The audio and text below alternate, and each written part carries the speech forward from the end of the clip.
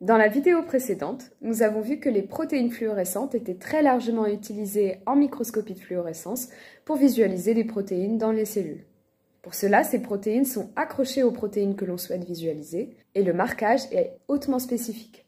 C'est quelque chose qui est très souhaitable pour l'imagerie par fluorescence.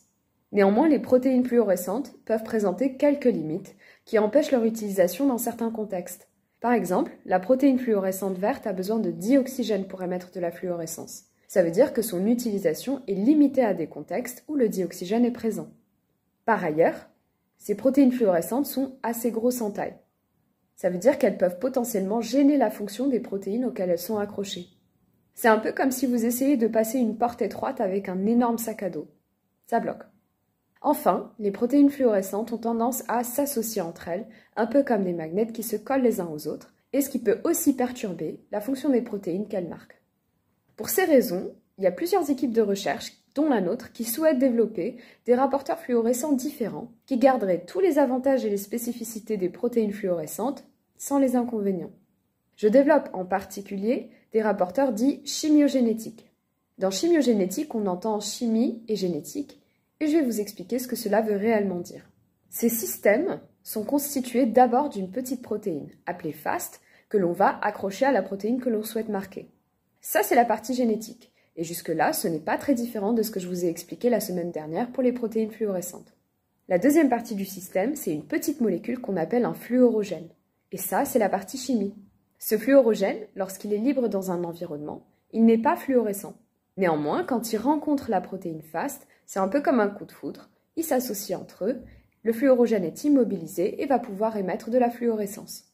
Le système FAST présente plusieurs avantages par rapport aux protéines fluorescentes. La protéine FAST est 2 fois plus petite que la protéine verte fluorescente et aussi elle n'a pas besoin de dioxygène pour émettre de la fluorescence. En utilisant des techniques d'ingénierie des protéines, j'ai développé un nouveau système FAST fluorescent dans l'infrarouge. L'intérêt de l'émission dans l'infrarouge, c'est que ce sont des rayons qui sont assez peu absorbés par les organismes vivants, ce qui permet alors de visualiser plus en profondeur par rapport aux protéines fluorescentes bleues ou vertes.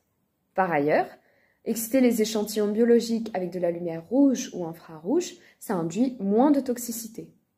Nous avons montré que ce FAST infrarouge, qu'on a appelé NIRFAST, permettait de répondre à certains défis que l'on rencontre actuellement en imagerie biologique.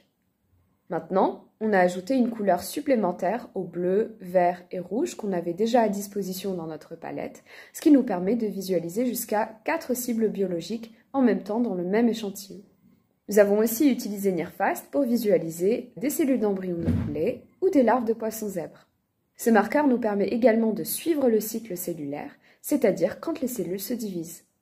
Enfin, même si nous avons développé NIRFAST pour un fluorogène qui émet dans l'infrarouge, il s'avère qu'il marche aussi avec des fluorogènes qui émettent d'autres couleurs.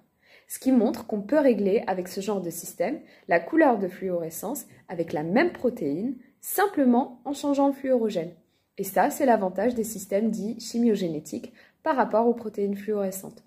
Ainsi, ce nouvel outil pour suivre les protéines dans les cellules permettra, on l'espère, de mieux comprendre ce qui se passe dans notre organisme pour toujours répondre à plus de questions sur du 9 docteur.